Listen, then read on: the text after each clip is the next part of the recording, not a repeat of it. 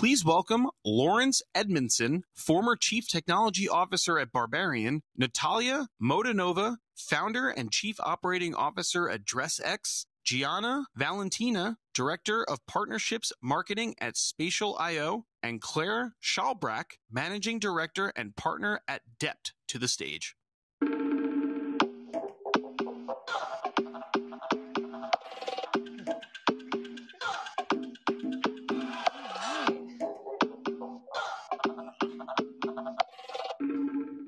What is up, everybody?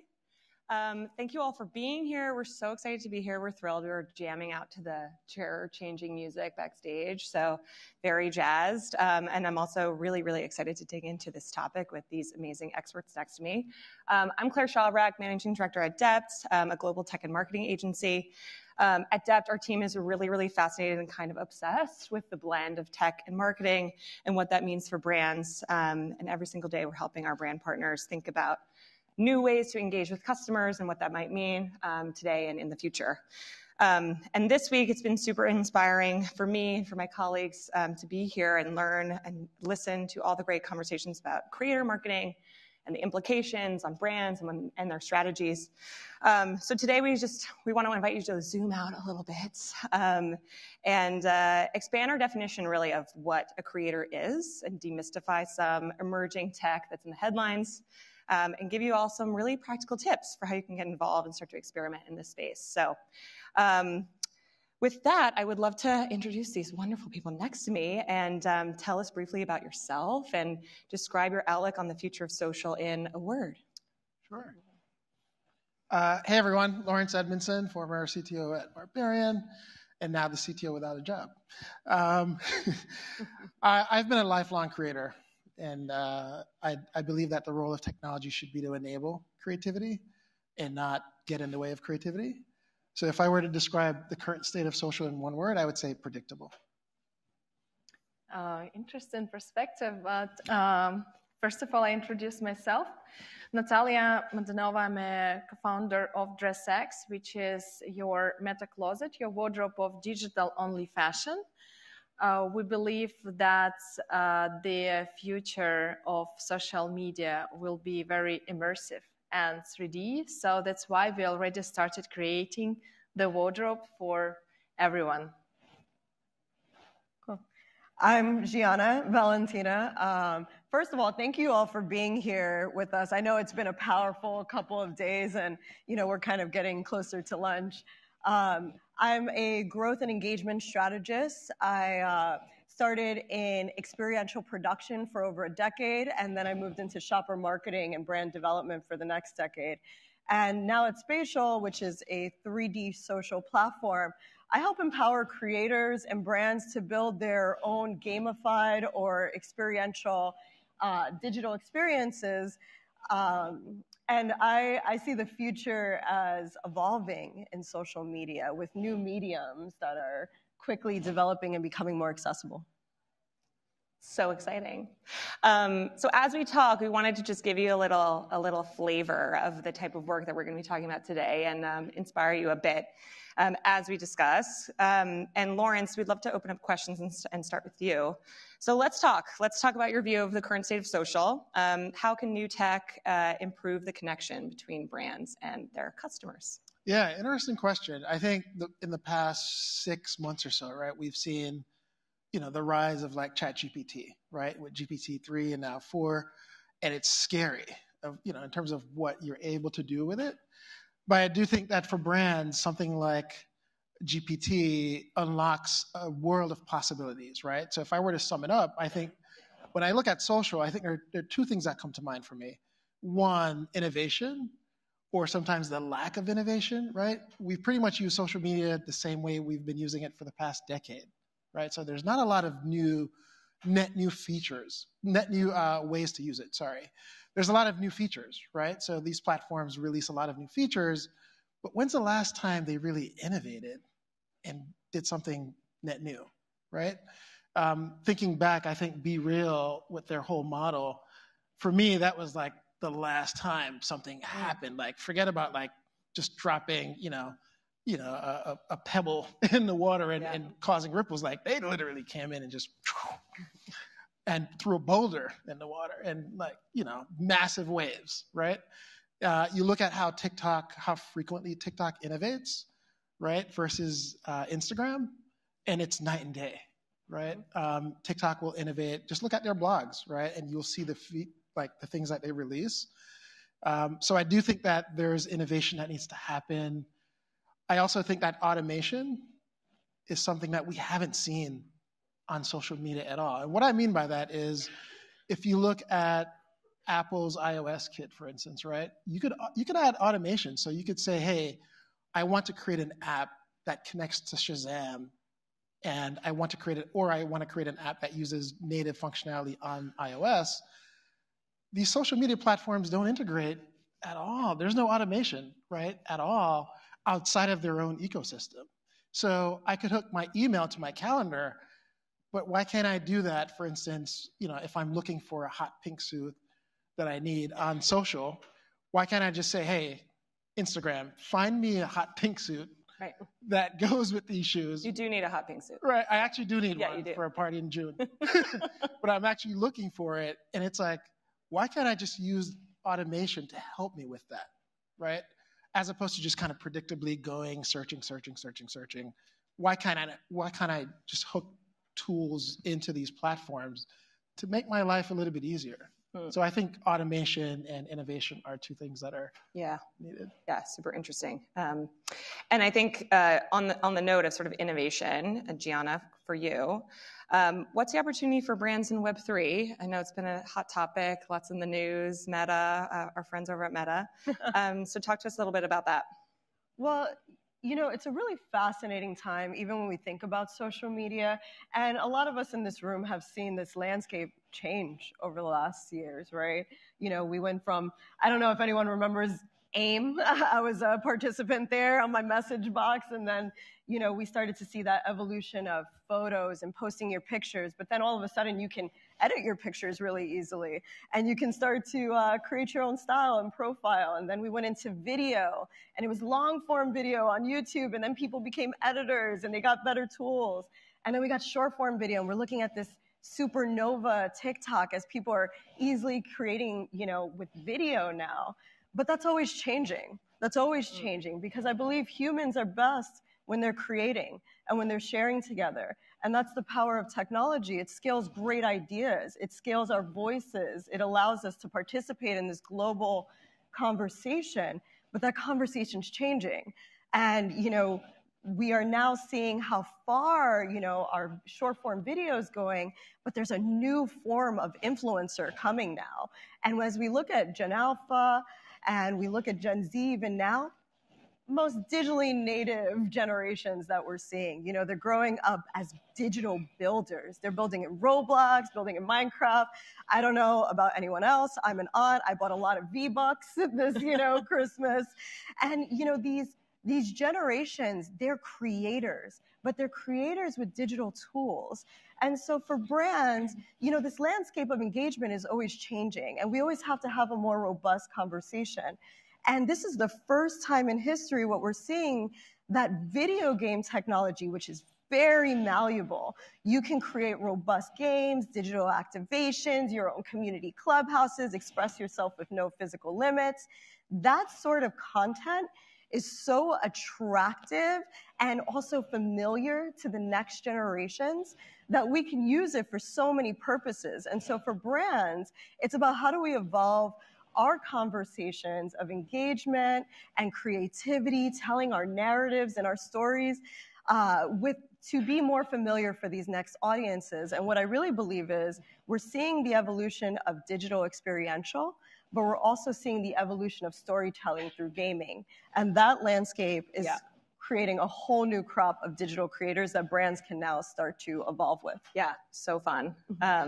So many cool opportunities. And I think it would be curious to get your thoughts on what the relationship looks like between what we, I guess, would classify traditional social media now as we know it, and these new sort of immersive experiences and spaces. Yeah, so we kind of went from paint to pixels now, right? Yeah. We're creating these like 3D landscapes, and that's just new form of content, right? I believe that digital, interactive, experiential activations are like new form of short form content, this gamified content that's more story driven, artful, and accessible to everyone to create.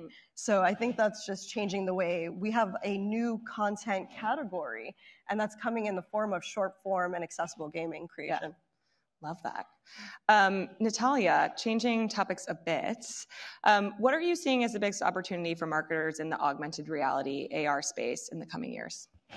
First of all, I believe that AR is the kind of lowest barrier entry point for everyone into the world of 3D, into the world of gaming, into the world of spatial and experiential digital kind of spaces. And we think we have to be present there with our own identity in a way. And our identity starts with our kind of facial part, because we like take a Zoom call, it's your face on the picture. But if we take a look at social media, there are pictures of ourselves, and those people on those pictures, it's kind of avatars of ourselves, right? And I think now we are moving into the kind of transitional period when social media were 2D, when avatars of ourselves were these photos and videos on TikTok, into the transition of 3D identity. And with that being said, we don't need to, for example, buy some new looks to be on your videos with something new and fun, and we don't have to think about how we should style it much, or how we should buy and return it, or how we should get it for free from the brands like influencers do.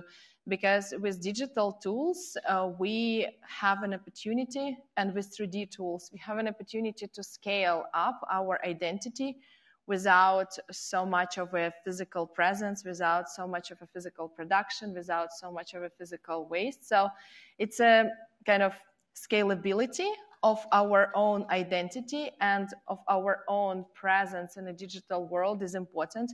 And coming back to the question, AR is this perfect place for this transition, because it will not happen overnight. I actually have a question. How many of you have an account in like traditional social media, like 2D? Don't be shy, right?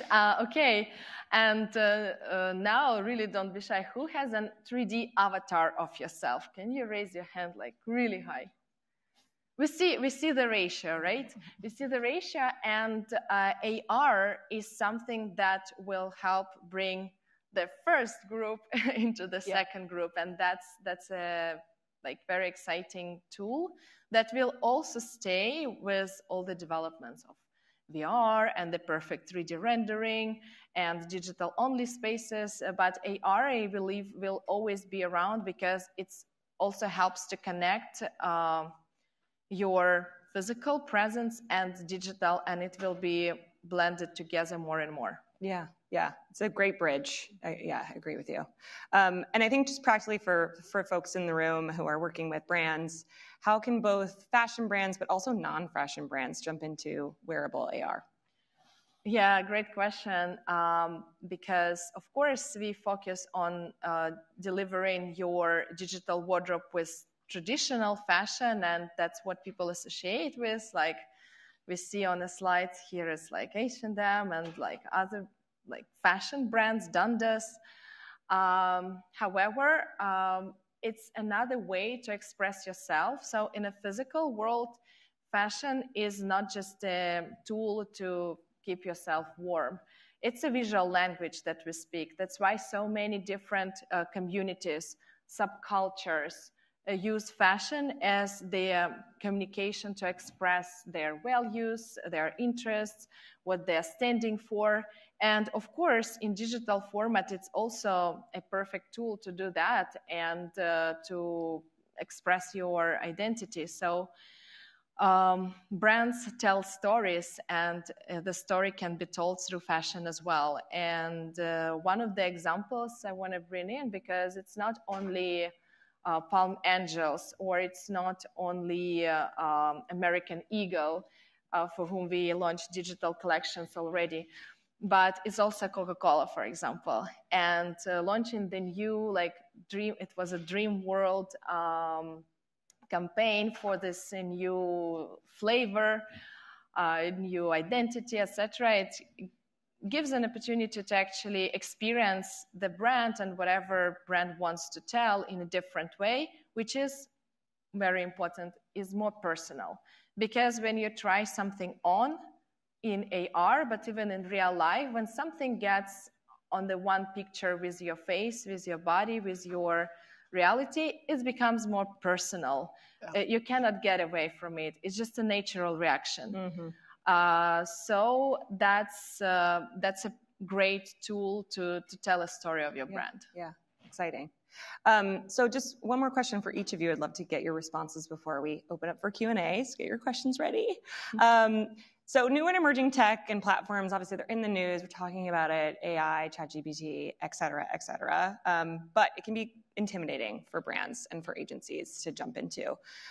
So what is a piece of advice you'd like to give folks here watching and here in the room about how you would, what is advice you'd give to give some encouragement to explore? Lawrence, you want to start? Yeah, sure. So, I mean, as a technologist, my challenge is always, having brands not be afraid of technology, right? So technology can really empower, as I mentioned before, creativity. It shouldn't hinder it.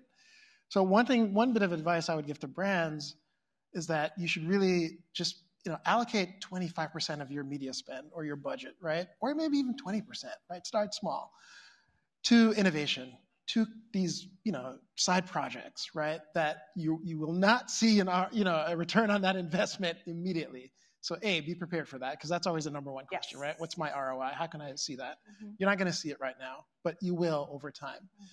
Mm-hmm. So number one, don't be afraid of the tech. Number two, don't believe the hype. Like I purposely don't read a lot of tech news sometimes because a lot of it is BS. A lot of it is just clickbait. And it's like, you really got to just pay attention and read through hey, what has the best long-term value, right? So what are innovative ways that we could actually use AI and, generative AI, for instance, as opposed to just doing dumb stuff. So number one, just don't be afraid of that tech. Don't be afraid to create small proof of concepts, okay? It doesn't have to be shiny. Actually, the more scrappy it is, the better, right? Just test that, right? Just release that. Release that out to a bunch of people, test it, learn from that, iterate, and build that way. So just don't be afraid of the technology. It would be my number one advice. Yeah. I would actually continue with that. Don't be afraid, because anyways, it will come, it will happen. And if you don't want to do it now, you will have to do it tomorrow. So it's better to start earlier and find your own voice, find your own voice as a brand, but also find your own way to make use out of technology. Out of the new tools, out of these new possibilities, because whatever worked for someone else might not work for your own brand, but you will definitely find a way to make it work for you, and it will be unique, and that's an experience that cannot come from somewhere else. You kind of have to go through this path. So start earlier, don't waste time, because time is just speeding up. So the earlier you start, the better.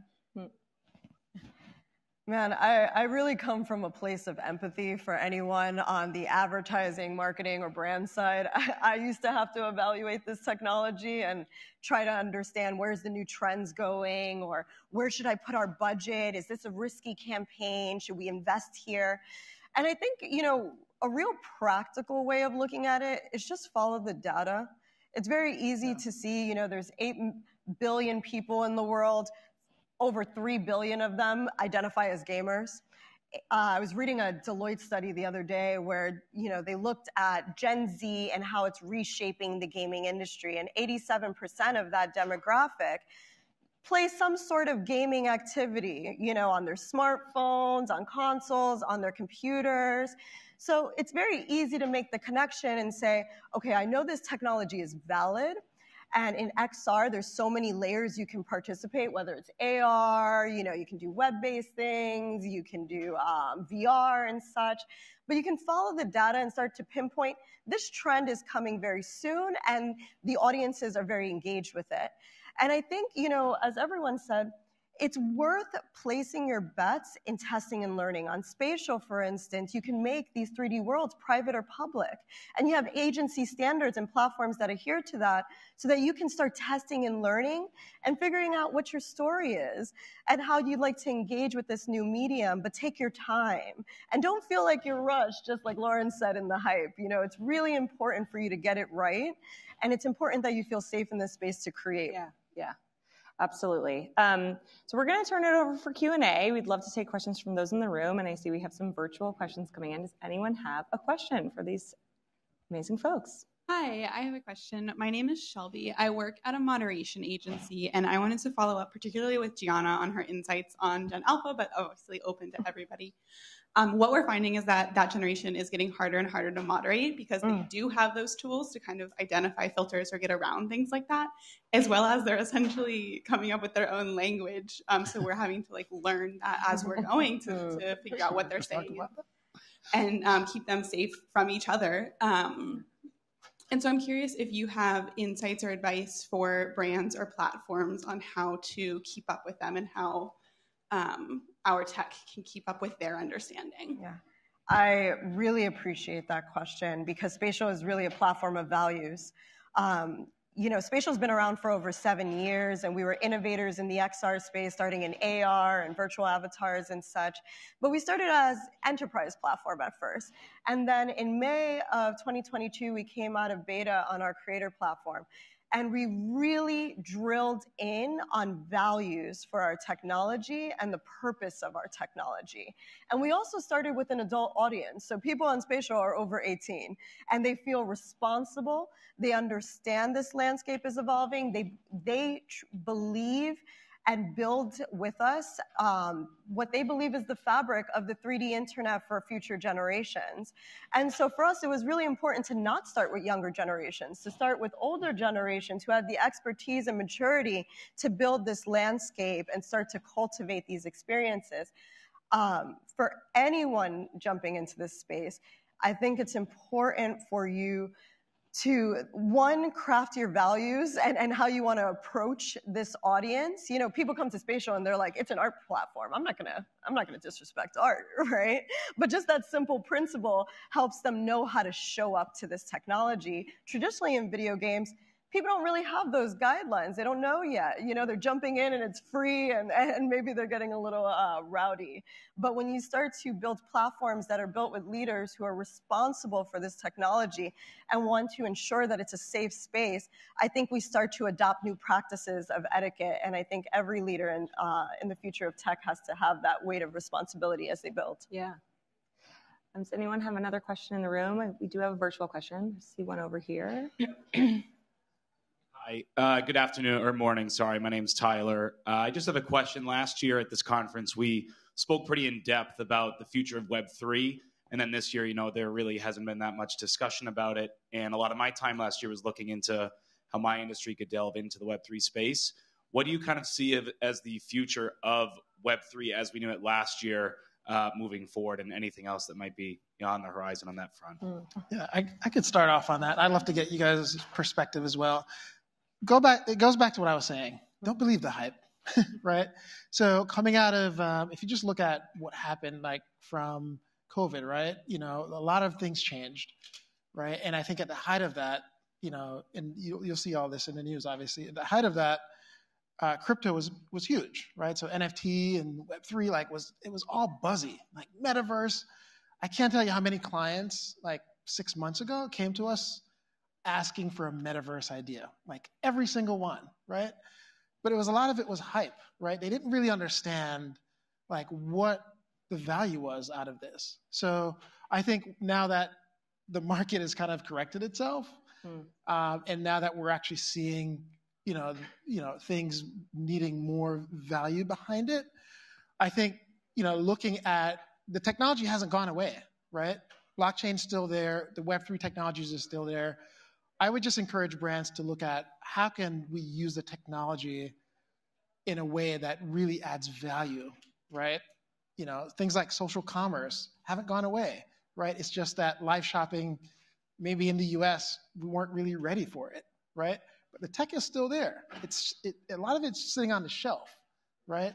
And it's just waiting for someone to innovate around that. So that's my view. I do realize we're over time, and I'm sure everyone's very hungry. So I just wanted to offer that we would like to give you a little virtual goodie bag as you all leave for lunch. So if you want to open up your Snap cameras and scan one of these amazing sort of and fun AR wearables from Depths.